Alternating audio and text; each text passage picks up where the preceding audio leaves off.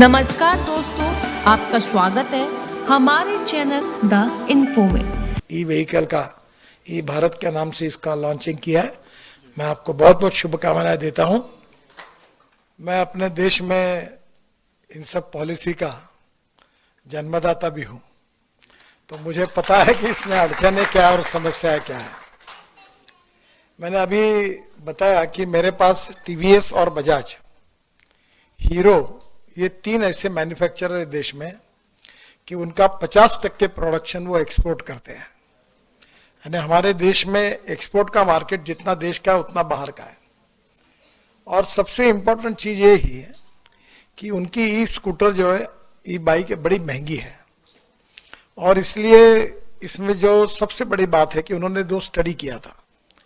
अभी 2-4 दिन पहले ही टीवीएस के मालिक जो थे वेणु श्रीनिवासन मेरे आए थे, और सर्वे में ये मालूम हुआ कि एक स्कूटर आदमी कितने किलोमीटर चलाता है। तो उसका जो एवरेज आया है, बजाज ने कहा है कि 26 किलोमीटर एक दिन में चलाता है, और टीवीएस ने कहा है कि 24 किलोमीटर चलता है, और रात को घर में गाड़ी फिर चार्ज होती है। तो मैंने इनको सुझाया कि आप बैटरी दो लगाने के, अभी ये बोल रहे हैं सोलर से इसकी जरूरत ही नहीं, एक ही बैटरी चार्ज करके अगर 70 किलोमीटर होगा तो कॉस्टिंग कम होगा।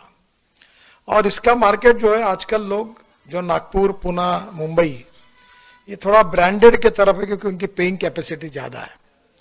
पर जैसे काटोल है, नरखेड़ है, जलालखेड़ा है, इस टाइप के जो छोटे छोटे गांव है, वहां सफाई कामगार, प्यून, छोटे आदमी भी साइकिल के बजाय इसको चला सकता है। बच्चे कॉलेज में जाने के लिए इसका उपयोग कर सकते हैं।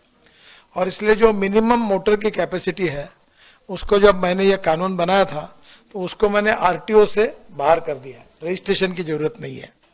तो मुझे आपसे एक ही कहना है कि ये मार्केटिंग रूरल, एग्रीकल्चर और छोटे गांव में ज्यादा होगा। दूसरी बात, कॉस्ट में क्वालिटी के साथ कॉम्प्रोमाइज नहीं करते हुए आप उसको कॉस्ट कम करिए, और कॉस्ट आपकी वैसे भी रीजनेबल है। और दूसरी बात, आपको थोड़ा सा मार्जिन ज्यादा लेकर आपके डीलर की फाइनेंसिंग कंपनी निकालकर अगर इसको कोई फाइनेंशियल सपोर्ट मिल जाएगा तो आपका सेल 2 गुना 3 गुना बढ़ जाएगा। आजकल हर कंपनी, ऑटोमोबाइल कंपनी की, अशोक लेलैंड हो, टाटा हो, महिंद्रा हो, इनकी फाइनेंसिंग कंपनी भी होती है। तो ये इसके लिए कोई अगर जॉइंट वेंचर पार्टनर मिलता है और वो उससे आप चेक ले लेंगे, वो सर्विस करता है तो सैलरी डिडक्शन उसको दे देगा बैंक के अकाउंट से, ट्राई पार्टी एग्रीमेंट करके। तो छोटे छोटे लोग, सफाई कामगार, प्यून, होटल में काम करने वाले कर्मचारी, इस टाइप के छोटे छोटे लोग अगर इसको लेंगे तो इसके स्वाभाविक रूप से इसका सेल काफी बढ़ेगा। मुझे बहुत खुशी है कि विदर्भ में पहली बार आपने ये कोशिश की, और मैं आपको शुभकामनाएं देता हूँ। अभी तक जब से मैंने ई स्कूटर और ई बाइक का जब काम शुरू किया है, 250 लोगों ने शुरू किया है। यानी 250 लोग अब मैन्युफैक्चरिंग में उतरे हैं। इसमें कर्नाटक में, बेंगलोर में बहुत अच्छे अच्छे डिजाइन और काफी रिसर्च हुआ है। अभी तो मैं हाइड्रोजन की गाड़ी पे, दिल्ली मेरे पास है, तो पानी से हाइड्रोजन निकाल कर गाड़ी चलेगी। फिर मैं अभी कल ही मैंने टोयोटो की लॉन्च की। वो ऐसी है कि उसके कैमरी मॉडल था जिसमें 60% पेट्रोल और 40% वही बिजली तैयार करेगा, जो बात आप बता रहे थे।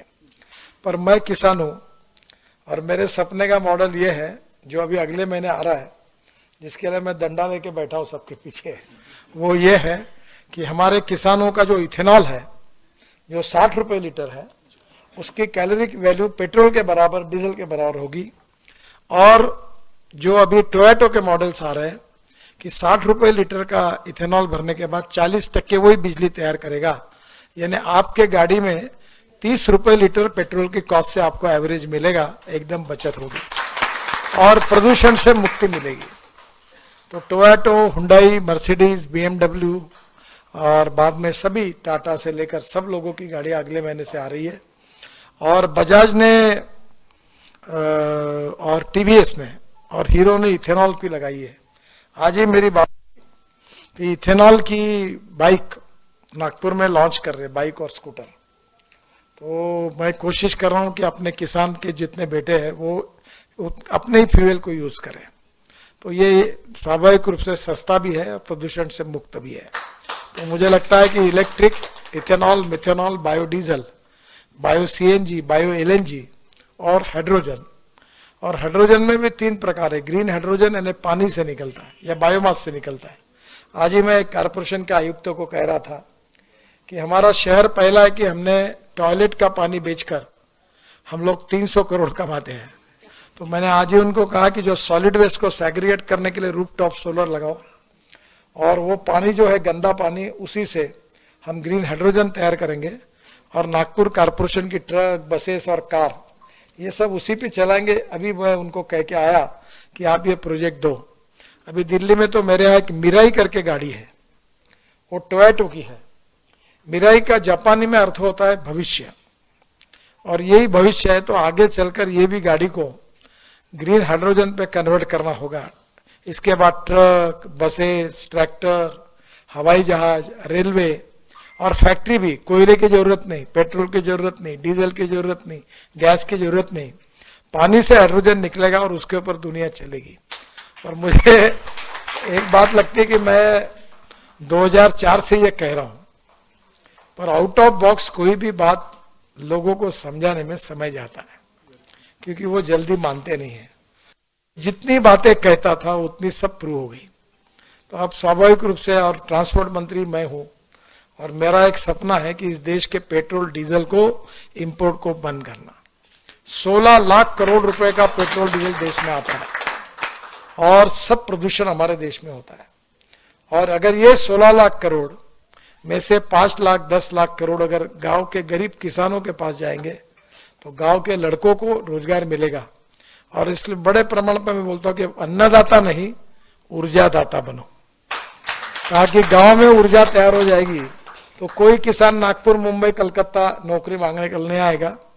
और अभी वो दिन दूर नहीं है कि अपने खेती में कुआं होगा, ऊपर में रूफटॉप सोलर होगा, वहीं से इलेक्ट्रोलाइजर 1 करोड़। मैंने अभी एक फैक्ट्री का उद्घाटन किया बेंगलोर में, तो पूरे 90% प्रोडक्शन एक्सपोर्ट हो रहा है। तो अब इलेक्ट्रोलाइजर 1.25 करोड़ का है। और जो जनरेटर सेट है वो अभी किर्लोस्कर ने मेरे घर पे ही लगाया यहाँ बिल्डिंग में, जो 100% बायो इथेनॉल पर चलने वाला देश का पहला जनरेटर है। क्योंकि डीजल का भाव 110 रुपए और इथेनॉल का भाव 60 रुपए। तो स्वाभाविक रूप से बचत। और मैं कंस्ट्रक्शन इक्विपमेंट वालों के पीछे लगा हूं। जेसीबी ने ऐसा जेसीबी बनाया कि जो अपनी परली होती है, राइस स्ट्रॉ, ये इससे बायो सीएनजी और बायो एलएनजी तैयार होता है। और मेरा ट्रैक्टर खुद का ये सीएनजी पर चलता है। और अभी वो उसके कारण किसान 1 लाख रुपए साल के अगर है तो उसकी बचत होगी, क्योंकि डीजल के बजाय सीएनजी पे चलेगा। और अभी सीएनजी भी ये हमारा फ्यूचर है, एलएनजी भी फ्यूचर है। तो मैं तो आज मुझे खुशी हुई कि जितना electric, ethanol, methanol, biodiesel, bio CNG, bio LNG, electric और ग्रीन हाइड्रोजन, मैं पीछे पड़ा हूं इसके। और मैं एक दिन ये दिन देखना चाहता हूं कि हमारे देश का इंपोर्ट 16 लाख करोड़ का 0 हो जाएगा और हमारा देश का किसान ऊर्जादाता होगा और गांव के लड़कों को रोजगार मिलेगा। और इससे देश का प्रदूषण, आज जो डॉक्टर की बिल आप दे रहे हैं वो प्रदूषण के कारण दे रहे हैं, वो प्रदूषण खत्म होकर देश को मुक्ति मिलेगी।